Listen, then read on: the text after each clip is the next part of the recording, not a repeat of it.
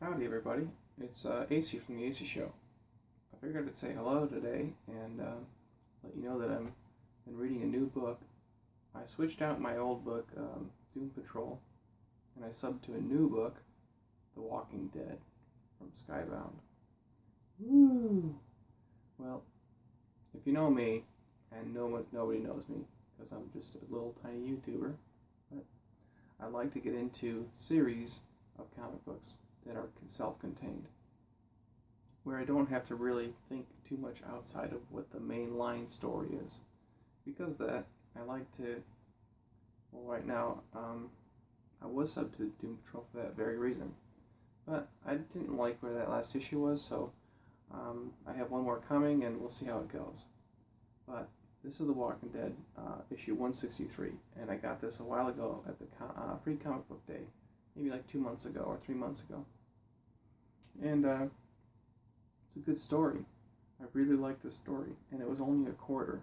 They were having a big event or whatever, so it's pretty hard to say no. And the story was, like I mentioned just a minute ago, I enjoyed it. I don't know all the characters. I don't know all the backstory to everybody, but I do know the main characters like Rick and Michonne. And it took me a while, but I figured out who Negan was. There's a couple others, but I honestly don't know half of what's going on. But what's really nice about this story is it's self-contained, and it doesn't take a whole lot to figure out just by the panels of what's really going on. So, if you've never read The Walking Dead before, this is my introduction to myself and to you. So if you're a new reader to The Walking Dead, or you want to get into The Walking Dead, but you just feel like you have to start from the beginning, well, my estimation is that you could probably start somewhere around issue 150 when they had the new beginning, because that takes kind of a big dividing slot of 2 years' time in between this main conclusion of the first arc. So I think that really one could say that Walking Dead is in its second major arc, somewhere in the middle maybe of its second arc. So that's my guess, but I don't know. I'm speaking out of my butt. But when you're looking through this issue, though, they put a lot of money and effort into showing off some of this. Here, I'll try to get a little closer for you. Showing off some of this artwork. They have a lot of great double-page splashes and very interesting conversation. Looks like Rick is having a problem controlling the group because he is the assumed leader, I suppose. And it looks like these people are in Rick's team is in a place called Alexandria, which is like a little getaway, but the Walking Dead have been unleashed on them, and because of that, they're trying to save themselves before their town gets attacked. And they have made a lot of good preparations, but it doesn't look like it's enough. So here we are, another great artwork here. And I like how this is one of my favorite pages. Just really cool concept, telling the story of how the Walking Dead are just so overrun that they fall into this big pit with some wooden spikes and so on, but they get stepped on, and the people behind them just start walking on all the dead corpses, really trampling them on their feet. Really, really cool. No words were needed for that. Very gory and cool looking. So then you have more rallying the troops and so on. These characters here are trying to get them to go away. And here's a great picture I've been showing here. So they take turns fighting these Walking Dead by using swords. Very cool. Here's Negan. He's one of the more brutal characters recently that people have been talking about just in the past couple months. And from what I gather, Negan was a leader of a group called the Saviors. And they were like a gang. And Rick's gang and the Negan's gang were fighting, and a lot of people died. But I guess they became friends or frenemies, I suppose. Here's another great page here. There's wonderful grayscale art here. And then the gate comes down, and then everyone freaks out. So another great 2-page piece of art here. So as they're trying to escape, and everything's all going crazy, you're left wondering what's going to happen. And then it looks as if this guy here with the weird eyeball set it all off. And it was a part of a big plan. So, very cool. And also what's worth mentioning is that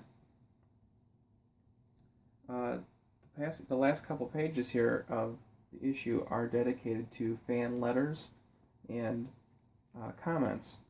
And what's neat about that is, really, most comic books nowadays don't have that section anymore. And I think they do it for 2 reasons. They want to save space for just money reasons. They want to save space. And also, too, they don't really want to print in a digital age because you can have this conversation online. But I think there's also a deeper reason for number 2, is that most people don't want to read negative letters or puff piece letters. I think that most comic books would serve a comic book well to have a fan letter section at the end like they used to do. That way that you could hear people's thoughts on how much they enjoyed a certain feature or how they disliked a certain feature, or questions of clarification for the reader. That's generally what the fan section letter is for. And they do a great job of really balancing that. Whereas other comic books I've read, like Spider-Man in the past, where I feel like, man, what a great issue. I can't wait to see what the people think about and say next. You don't get that. The issue just ends, and the next time you buy the issue, it just ends, and you don't get any commentary on what's happening in the world and what's happening with Spider-Man or whatever. But in this one, though, you get a good 3 or 4 pages.